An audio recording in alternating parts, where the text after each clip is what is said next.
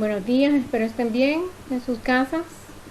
Hoy día vamos a comenzar otro tema de administración general, eh, el cual es la autoridad, el poder y el liderazgo.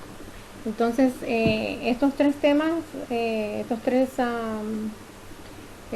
subtítulos, pues los vamos a ver ahorita en esta clase. Iniciemos. Bien, vamos a definir qué es autoridad. La autoridad se refiere a los derechos en cuanto a la posición administrativa para dar órdenes y para que estas órdenes sean obedecidas.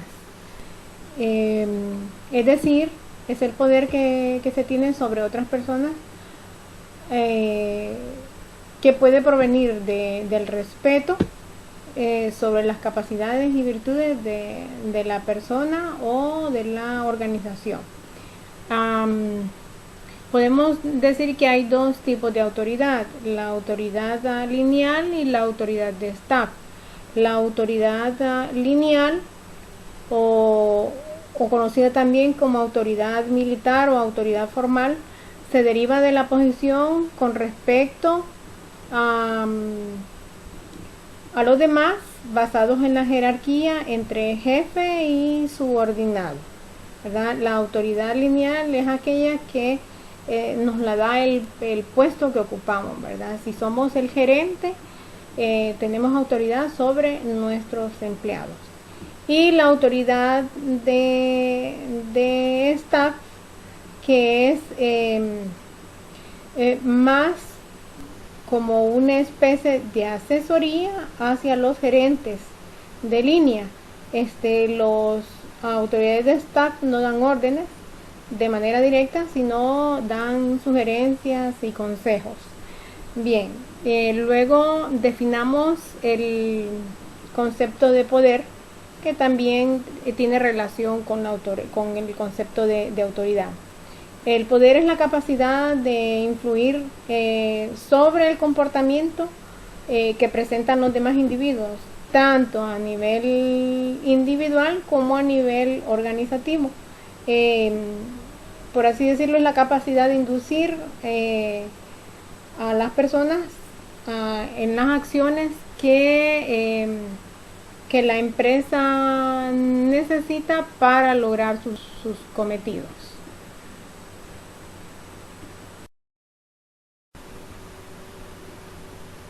Veamos algunas fuentes de poder interpersonal.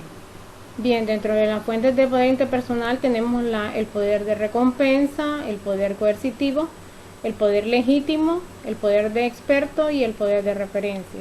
Entonces definamos cada una de ellas. El poder de recompensa se refiere a la capacidad que tiene un jefe para influenciar en la conducta de los demás individuos con recompensas o con beneficios por el comportamiento deseado. El poder coercitivo es la capacidad de un individuo para influenciar sobre los empleados a través de regaños, castigos o asignaciones de trabajos indeseados, inhabilitaciones, suspensión o hasta el despido, ¿verdad? El poder legítimo se refiere a la capacidad de la persona para influir en los demás individuos como resultado de su puesto en la jerarquía formal de la organización en la que se desempeña. Y el poder de experto se refiere a la capacidad de un individuo por influir en el comportamiento de las demás personas como consecuencia de las habilidades especiales, de sus capacidades, de sus talentos o conocimientos especializados y reconocidos. Este tipo de poder se ha convertido en una de las fuentes más activas de influencia. Y por último, el poder de referencia. Esta es cuando el individuo tiene la capacidad de influir en el comportamiento de las demás personas como resultado del aprecio, del cariño, de la estima o de la admiración que sienten por él, ¿verdad?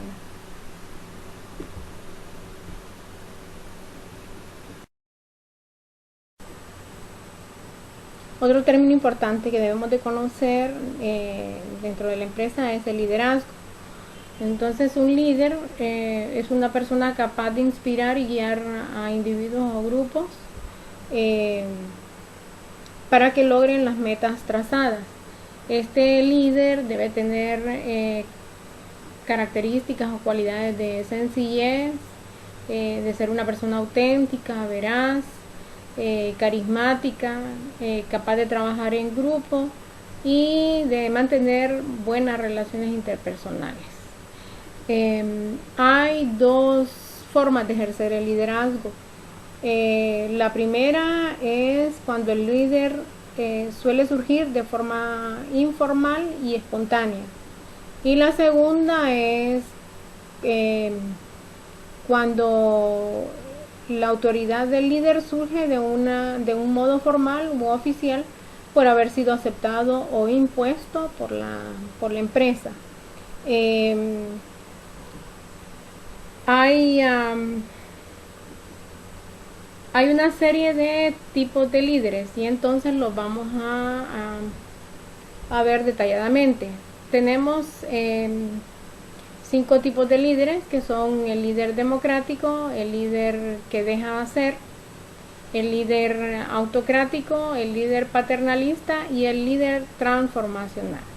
Vamos a explicar cada uno de ellos. ¿Cómo se comporta un líder democrático?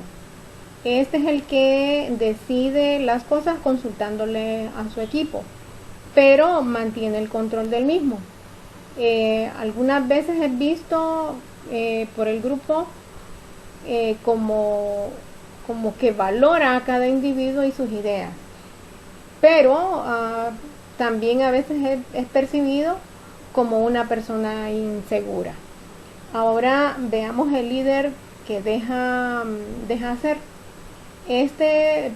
Pareciera que ejerce poco control sobre los miembros del equipo.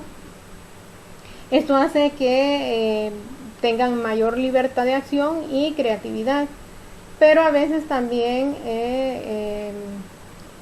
se genera una sensación de como que el grupo se dejara a la deriva. Este tipo de liderazgo es preferible cuando el grupo es maduro, es responsable y está altamente calificado y motivado. Luego tenemos el líder autocrático.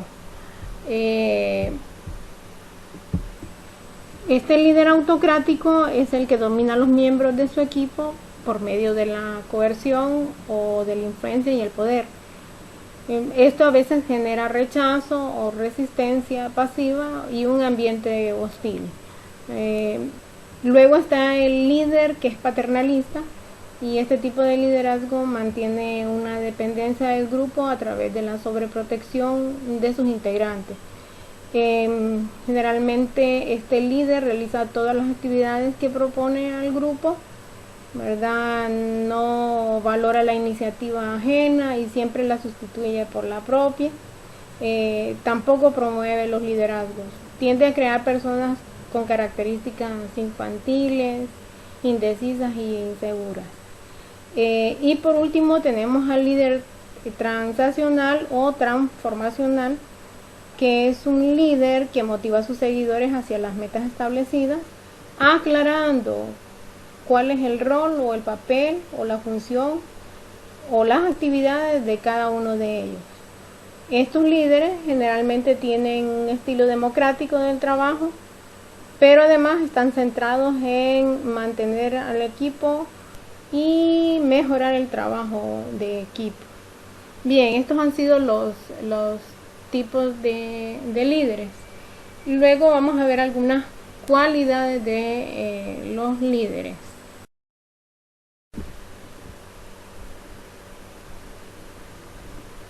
Bien, entonces al hablar de las cualidades de los líderes tenemos cualidades como por ejemplo que sea alguien estratégico, que tenga una visión a largo plazo, que tenga la facilidad de trabajar con las personas, que sea alguien flexible, ¿verdad? Que acepte ideas, que sea alguien ambicioso, que sea alguien que anticipa, que ve, como dice, como una visión a largo plazo, y tenga una influencia personal entre los miembros de su equipo.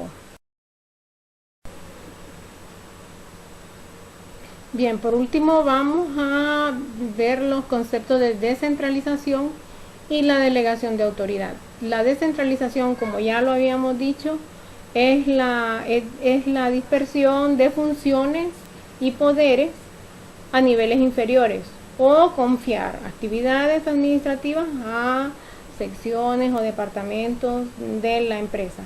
Es dar cierta autonomía con la finalidad de ejecutar acciones con una mayor rapidez.